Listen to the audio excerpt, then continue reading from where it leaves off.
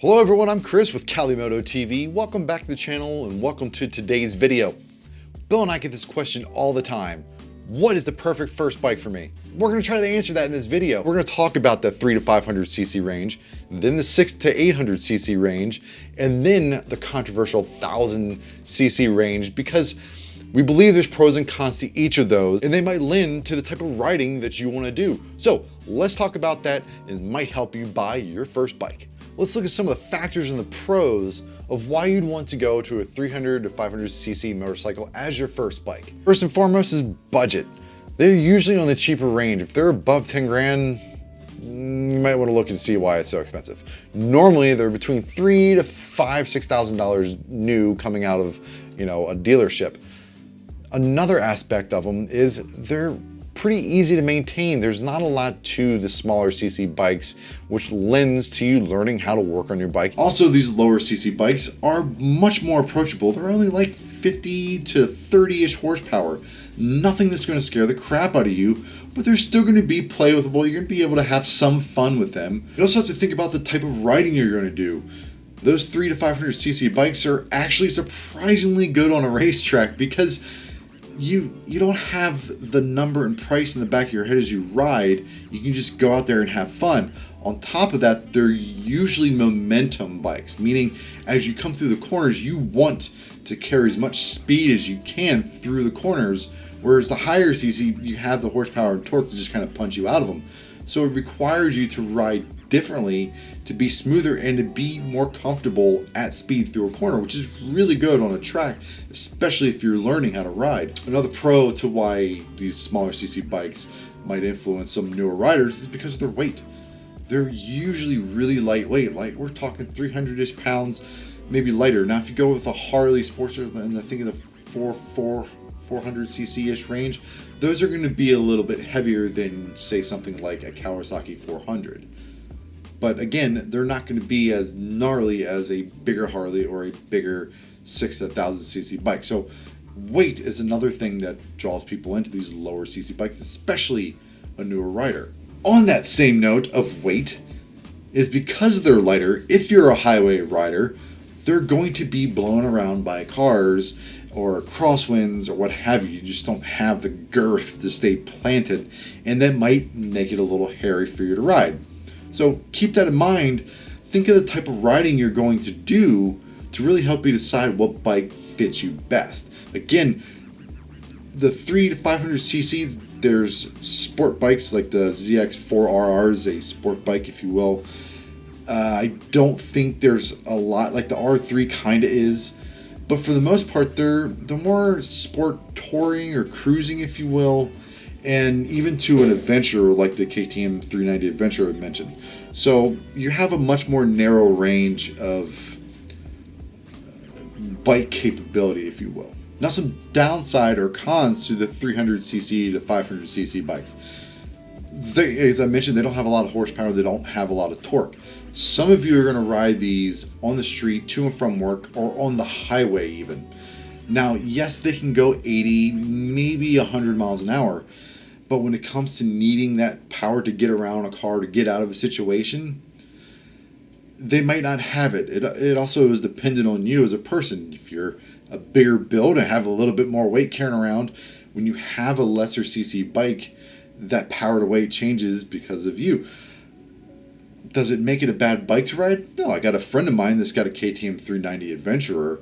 They rode it an hour and a half out to the racetrack, had their tracksuit with them, suited up, and then had a good day on the track, and then rode it all the way back home.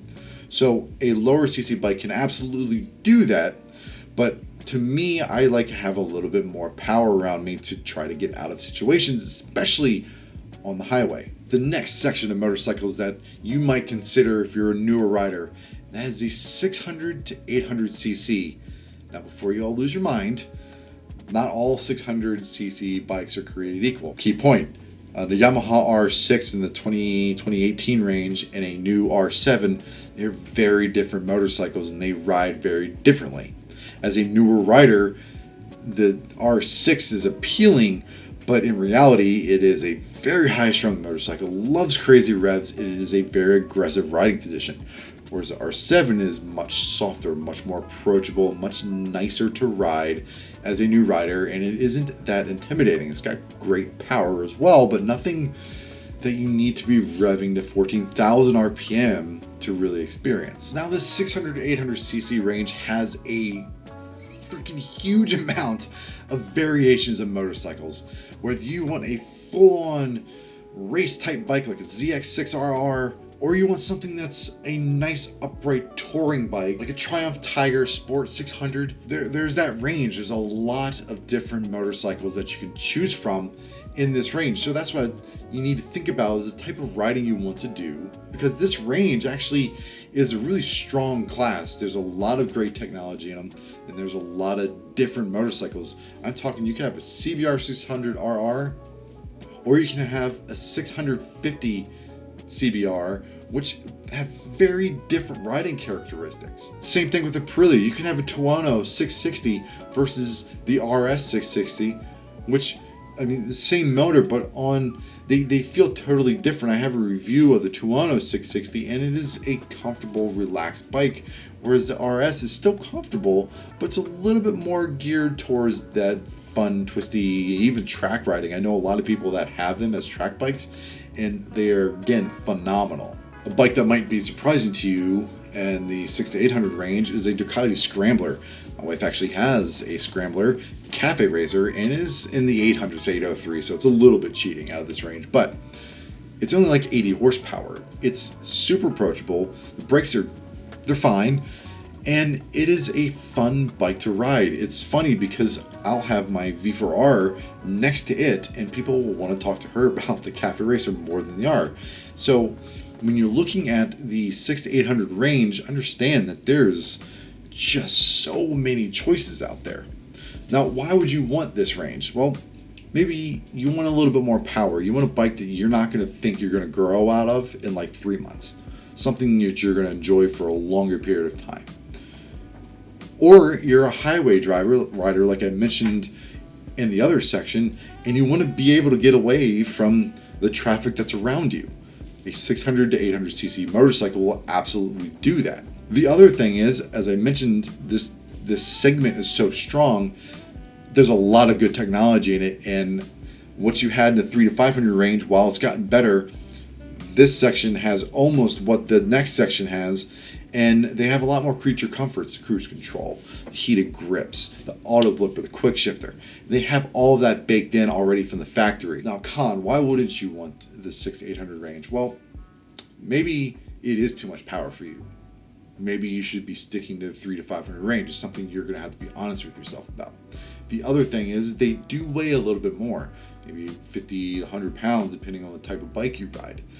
So you have to think of the weight. If you're a smaller person, you don't want a heavier bike, the 600 to 800 range may not be for you. The other thing is the cost. They're usually above $10,000, in the 10 to 18, 18 is a little high, maybe 15, but they're in that upper mid range for the prices. So you need to think about your budget as well. They're going to cost more than what the lower CC bikes are. Now, to add some personal thought in this, the 600 to 800 range is my personal opinion of where most newer riders should be, because it is that good mix of it's not insanely powerful, it's got great tech in it, and you're not going to get bored of it in a few months.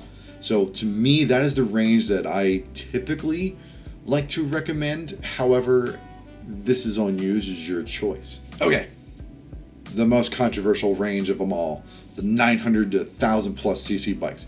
Why in the world would you ever recommend 1000 cc bikes for a newer rider? Well, because there's a wide range of bikes in this 1000 cc range. You gotta think about it. From a technical and safety standpoint, these bikes usually get the top of the line technology, brakes, electronics package, what have you, out of any of the ranges, because they have the most involvement with their top echelon of like race teams and whatnot. And they just pack all these bikes in, and again, not all 1000 cc bikes are created equal. A Ducati Scrambler 1100 is a very different bike than my V4R, or even a V4S that has an 1103 cc motor. It's a very different riding bike. The Scrambler is far more approachable and isn't intimidating. It doesn't have so much crazy power that's going to be a problem. We'll take Kawasaki for example. A ZX-10RR is very different than a Versys 1000 LT. It's still a 1000cc motorcycle, however, the LT is a much more upright, touring, long road type motorcycle, which would make it more comfortable for you to ride. Cruise control has all of the creature comforts you would want in a motorcycle. So when you think of the 1000cc bikes, you need to think of what type of rider you want to be, what type of riding you will do, and then sort of tailor that around. That's how you can make a 1000cc bike a good first motorcycle, is if you're honest with yourself and you really plan out how you want to use this bike. The beautiful thing about them is you can set them in their different modes. You gotta think a wet mode for a lot of motorcycles takes a 200 horsepower bike down to like 140. It's still a lot, but it's not as insane. So we think about the 1000cc motorcycles. What are the pros? Amazing technology with them. They have the top of line of every bit that that manufacturer has built into it. It's got phenomenal power, which means you can get in and out of any situation you want. And then when you want to have some fun on the track or maybe through the canyons, it's there. On top of that, they're going to have the most options for you, the most electronic package that you can get, the best equipment on it. So it's going to be just kind of an overall great machine. As for the negatives, the 1000cc bikes are going to be more expensive. There's all of that technical in there, so obviously it's going to cost something. On top of that, you have a bigger motor, a bigger bike, which means it's going to be heavier. Again, if you're a smaller person, that may be a problem to you. So it's something you need to think about. On the plus side, as I mentioned before, with the smaller bikes, even though it is bigger and heavier, it will do better on the highway than what a smaller bike will, just because it's got that mass to help hold it down on those crosswinds or when those semis are going by you or you're going by them, hopefully, that they're not going to push you all over the road as much. Biggest con for the 1000cc bikes is they do have all that power, and an inexperienced rider can find themselves in a bad situation very quickly. So when it comes to these bikes, you really have to be aware of what it is you're riding. And it's with anything, being cognizant of what you're on and where you're at is going to keep you safe as a rider. So if you have that mentality and that maturity, any of these ranges are going to be great for you, even the 1000cc range. But again, it takes that cognitive approach.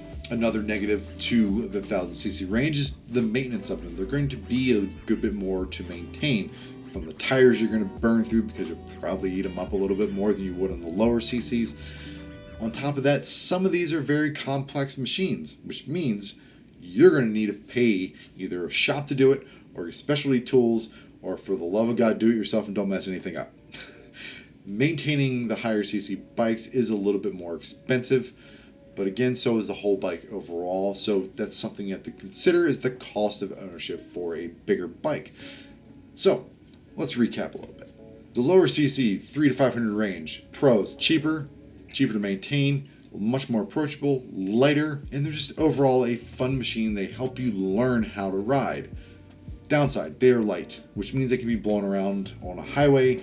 They're going to be harder to get in and out of situations because of the lower power that they have. They're also going to have a little bit less technology. They've gotten better over the years, but they're still not to where the higher CC bikes actually are at. The 600, 800 range, I think that is a sweet spot for a lot of new riders because they have the power that isn't crazy, but you're not going to get bored of it. They also have the technology in them that the higher bikes kind of trickle down into, and they have good equipment on, meaning shocks, brakes, and electronic packages that they all have. Downside, they're a little more expensive. They also are a little bit heavier. And if you're one of those people that are really bad with managing a more powerful bike, it's not going to be for you. But again, this is sort of the range that I recommend people look in first, as opposed to the really, really low end. And then the 1000 cc's, 900 to 1000 plus. Pros, gobs of power. They have great electronic packages, and the equipment that are on them are usually top notch, if not definite steps above the lower CC bike. On top of that, they have a little bit more weight, which means when you're riding the highway, they don't tend to get thrown around quite as much. On the downside, they weigh more, as I mentioned, so if you're not able to control a heavier bike, these might not be for you. On top of that, they're going to cost more, not just in the purchase price MSRP, but they're going to cost more in maintaining because they're usually a good bit more complex. And then if you're an immature person and you just cannot wrap your head around riding a powerful motorcycle, a 1000cc will absolutely not be for you because of the trouble you'll get in with just a little bit of throttle. So I hope this was helpful to you all. I wanted to break down the different segments because I think just saying, oh, that needs to be this cc only is untrue, and I do think a good bit of thought that goes into it when you're buying your first bike will help you get something that, one, you're going to enjoy, and two, you're going to be safe on when you ride. So with that, I hope you all enjoy this video. Please like, comment, subscribe, and we'll see you on the next one.